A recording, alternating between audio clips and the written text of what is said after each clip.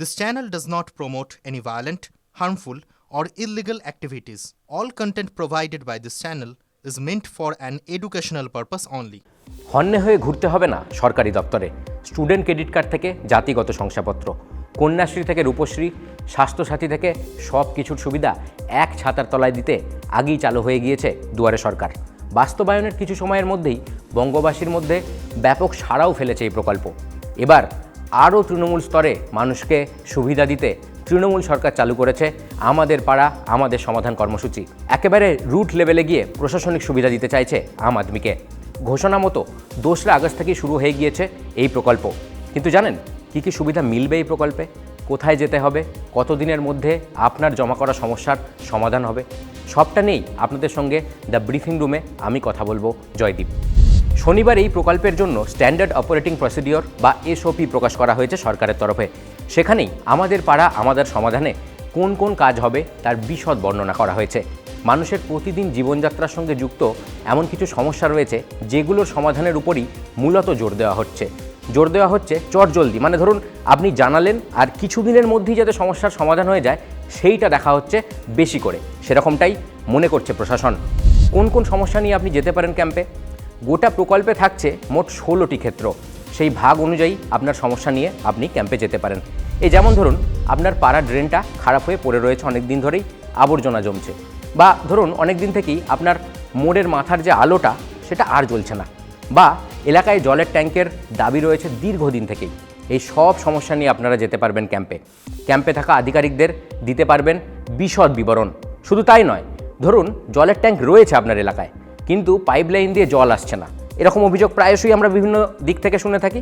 এদিক ওদিক অনেক ছোটাছুটি করেছেন, কাজের কাজ কিচ্ছু হয়নি। তাহলেও আপনি এই সমস্ত সমস্যা নিয়ে ক্যাম্পে যেতে পারেন।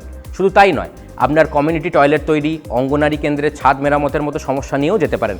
আবার ধরুন দীর্ঘদিন থেকেই আপনার পাড়ার খেলার মাঠের বেহাল অবস্থা, বা ধরুন এলাকায় ইলেকট্রিক পোল বসানোর দরকার রয়েছে, মানে বিদ্যুতের কিছু ছোটোখাটো সমস্যা রয়েছে, বা আপনার মনে হচ্ছে এই এলাকার এরকমভাবে সৌন্দর্যায়ন করা যেতে পারে, আপনার কিছু মতামত রয়েছে, সেটাও গিয়ে জানাতে পারবেন ক্যাম্পে।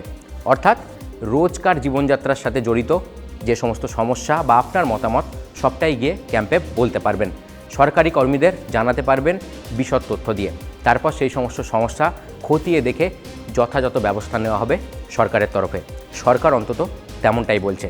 তবে শুরুতেই আপনাদের যেটা বলছিলাম, সদ্য স্ট্যান্ডার্ড অপারেটিং প্রসিডিওর বা এসওপি প্রকাশ করা হয়েছে। তাতেই স্পষ্ট বলা হচ্ছে বড় ধরনের নির্মাণ কাজ বা জমি কেনা বা ভাড়া নেওয়া এই প্রকল্পে করা যাবে না।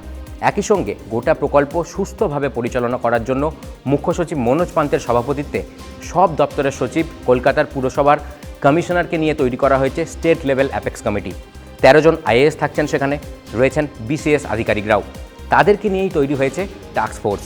জেলা শাসকের নেতৃত্বে তৈরি করা হয়েছে জেলা স্তরের টাস্ক ফোর্স, মানে জেলা ওয়ার্ডে যে সমস্ত কাজ হবে দেখভাল করবেন তারা সেই সমস্ত কাজেরই। কোথায় কোথায় পাওয়া যাবে, কতদিন চলবে, এই সবটা নিয়েই মানুষের মধ্যে একটা কৌতূহল তৈরি হয়েছে। রাজ্যের মোট 80,000-এর বেশি বুথের মানুষের কাছে এই পরিষেবা পৌঁছাবে রাজ্য সরকার। বুথ প্রতি বরাদ্দ হয়েছে 10 লক্ষ টাকা। 3টি বুথ নিয়ে একটি কেন্দ্র করে সাধারণ মানুষের কাছ থেকে ছোট ছোট সমস্যা শোনা হবে। কলকাতার ক্ষেত্রে আবার ছবিটা একটু অন্যরকম। কীরকম? কলকাতা পুরসভা এলাকায় 2টি বুথ নিয়ে একটি করে ক্যাম্প হবে। রাজ্য জুড়ে ক্যাম্পের সংখ্যা 27,000-এর ওপর। চলবে 60 দিন। অর্থাৎ 2রা আগস্ট থেকে শুরু হওয়া এই ক্যাম্প চলবে 23রা নভেম্বর পর্যন্ত। 30 দিন ধরে চলবে জমা পড়া সমস্যার সমাধান। অর্থাৎ আপনি যে সমস্ত সমস্যার কথা ক্যাম্পে গিয়ে বলেছিলেন সেইগুলোর প্রশাসনিক মূল্যায়ন হবে। ব্যাপারটা কীরকম? মানে ধরুন সমস্যার গভীরতা কতটা, আপনি যা যা বলেছেন সেই সমস্ত কাজ কিভাবে করা যেতে পারে, কত দ্রুত কাজ শেষ করা যেতে পারে, সবটা নিয়ে আলোচনা করবেন সরকারি কর্তারা। আর তারপরেই মানে রুট লেভেলে শুরু হয়ে যাবে অ্যাকশন। নির্দেশিকা বলছে 15ই নভেম্বরের মধ্যে ক্যাম্প বা কেন্দ্র থেকে জমা পড়া সমস্যা সমাধানের জন্য চূড়ান্ত সিদ্ধান্ত নিতে হবে। 15ই জানুয়ারির মধ্যে সব কাজ শেষ করার নির্দেশ দেওয়া হয়েছে। মানে পাড়ার মানে উন্নয়নমূলক গলিতে যে জলের আরেকটা কলের প্রয়োজন সেটা জানাতে এসেছি। তো সেটা আপনি অভিযোগ লিপিবদ্ধ করেছেন? হ্যাঁ, লিপিবদ্ধ করেছি। আমাদের সাথে আরও অনেকেই এসছেন। ওটা আমরা লিপিবদ্ধ করে ওনাকে যখন আমাদের পার্ট আসবে তখন আমরা জানাবো। সরকারের এটা নতুন কর্মসূচি, এটা কতটা আপনাদের ক্ষেত্রে সুবিধাজনক হবে, সাধারণ মানুষের কতটা সুবিধাজনক হবে? অনেকটাই সুবিধাজনক। এরকম কর্মসূচি হওয়া উচিত ছিল। এটা যে হচ্ছে, এটাতে মানুষ সরাসরি তাদের সমস্যাটা তো জানাতে পারছে এবং তারা আধিকারিকদেরও সামনে পাচ্ছেন এবং আধিকারিকরা সেটা শুনছেন। তো করছি যাতে সমস্যার সমাধান হবে, কেন এখানে আমরা সরাসরি আমাদের সমস্যাগুলো তুলে ধরতে পারছি কর্পোরেশনের আধিকারিকদের কাছে, কাউন্সিলরের কাছে। তো আশা করছি কাজ হবে। এমনি আমাদের ওয়ার্ডে ভালো কাজ হয় বরাবরের জন্যই, তো খুব সমস্যায় আমরা কখনোই থাকিনি। তা আর যেটুকুনি যা সমস্যা সে আশা করছি তার সমাধান আশা করছি। এখানেই কিন্তু শেষ নয়, মানে যে গল্পটা এতক্ষণ বলছিলাম তার শেষ এইখানেই নয়, এখানে আরও রুট লেভেলে পৌঁছতে চাইছে সরকার। ধরুন কাজ হচ্ছে, তার স্বচ্ছতাও পুরোদমে রাখতে চাইছে সরকার। মানে আপনি অনলাইনে খাবার অর্ডার করেন, পার্সেল অর্ডার করেন, ট্র্যাক করতে পারেন কত দূর এলো, কী হলো, এই ক্ষেত্রেও সেটা করতে পারবেন। রয়েছে নির্দিষ্ট ওয়েবসাইট, তার কিউআর কোডও প্রকাশ করা হয়েছে।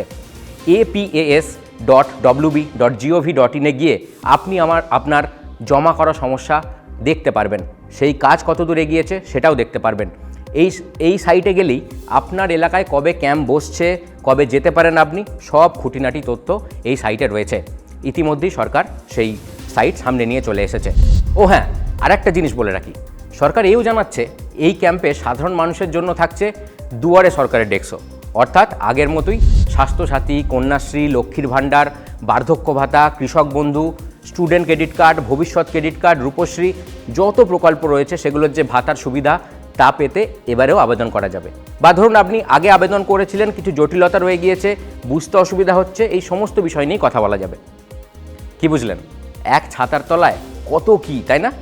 আসলে পুজোর বাদ দিয়ে এখনও সেইভাবে পুরোদমে না বাজলেও ভোটের বাদ দিয়ে বেজে গেছে যে। এবার ক্যাম্পে গিয়ে আপনার কেমন অভিজ্ঞতা হয় সেটাই দেখার। নজর থাকবে আমাদেরও, নজর থাকুক আপনারও। এতক্ষণ দ্য ব্রিফিং রুমে আপনাদের সঙ্গে আমি ছিলাম জয়দীপ। এরকম আরও নতুন নতুন আপডেট নিয়ে আবারও দেখা হচ্ছে আপনাদের সঙ্গে। ততক্ষণ আপনাদের চোখ থাকুক TV9 বাংলা ডিজিটালে।